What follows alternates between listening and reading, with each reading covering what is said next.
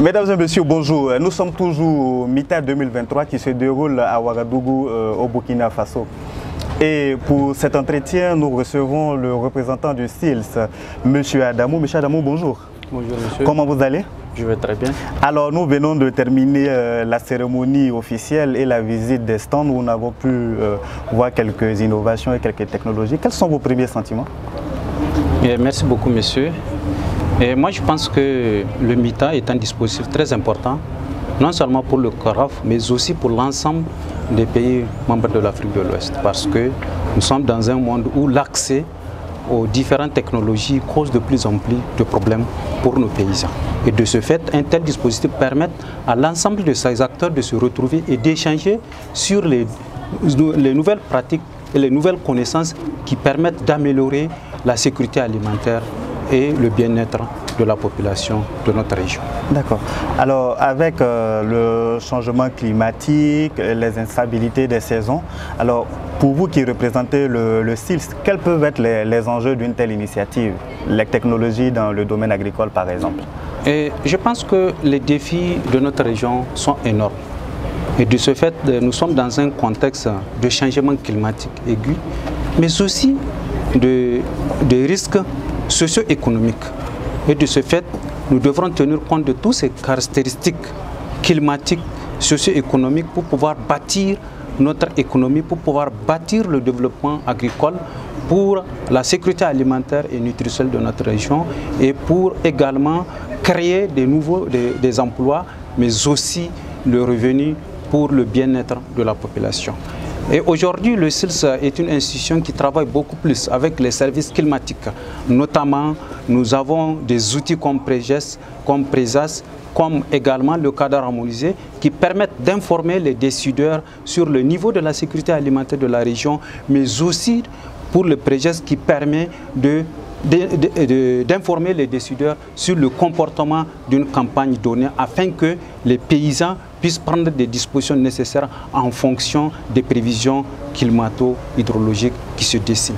Alors justement, comment est-ce que les paysans ont accès justement à ces données climatiques-là pour pouvoir, n'est-ce pas, orienter les différents moments clés de la saison, par exemple, agricole? Et merci beaucoup. À chaque fois que nous faisons ces différents événements, notamment qui permettent d'informer les décideurs, il y a des dispositifs éventionnels, c'est-à-dire des communications qui se font au niveau de chaque pays. Donc en fonction de l'évolution de la saison, on va adapter ces informations-là au niveau ménage, au niveau de la population, pour que ces populations comprennent est-ce que cette année, je dois s'aimer ma semence à quelle période et à quelle période cette année, je dois prétendre les arrêts des pluies. Est-ce que cette année, il peut y avoir des semis précoces ou bien des pluies tardives et quelle est aussi la quantité de la pluie plutôt qu'on attend cette année. Et ça permet aux paysans de s'adapter en fonction des types de semences qui seront adaptées en fonction des informations qui seront données et les informations sur le climat et surtout sur la pluviométrie. Alors comment est-ce qu'au niveau du SILS, vous arrivez justement à mobiliser les ressources pour pouvoir, n'est-ce pas, être à jour ou avoir les technologies de dernière génération pour informer les décideurs sur les différentes étapes, les différents maillons de la saison?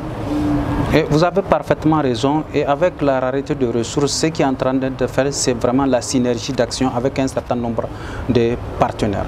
Je prends l'exemple, le SILS travaille avec beaucoup de partenaires comme par exemple la Banque africaine de développement, la Banque mondiale, l'USAID, l'Union européenne et beaucoup de partenaires techniques et financiers qui concourent à la mise à la disposition des populations des services climatiques pour le développement agricole.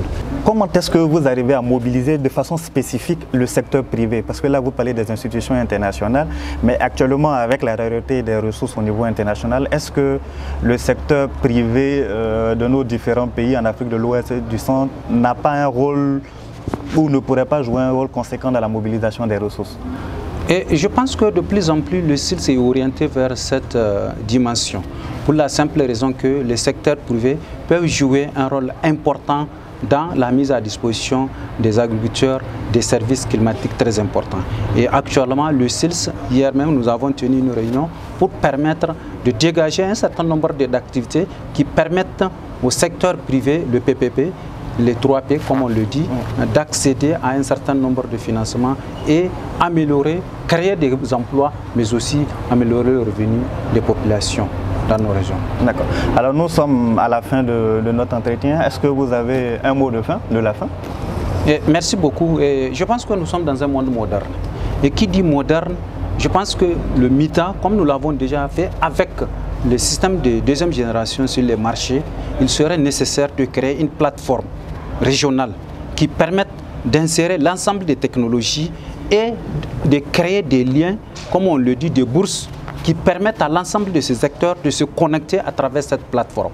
Cela veut dire que si sur cette plateforme, si je vois une innovation qui est praticable dans ma zone, je peux toutefois contacter le concepteur de cette innovation et échanger comment accéder à cette technologie.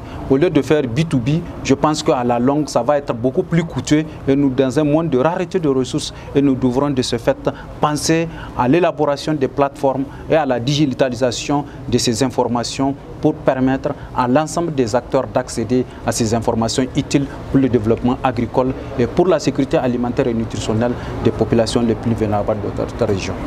Vous l'aurez compris, le digital est au cœur de toutes les innovations, que ce soit dans le domaine climatique, dans le domaine agricole.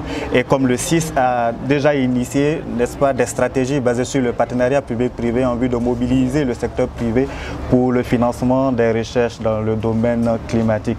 Merci beaucoup, mesdames et messieurs. Vous êtes toujours sur le MITA et ça se passe à Ouagadougou, au Burkina Faso. Bonsoir.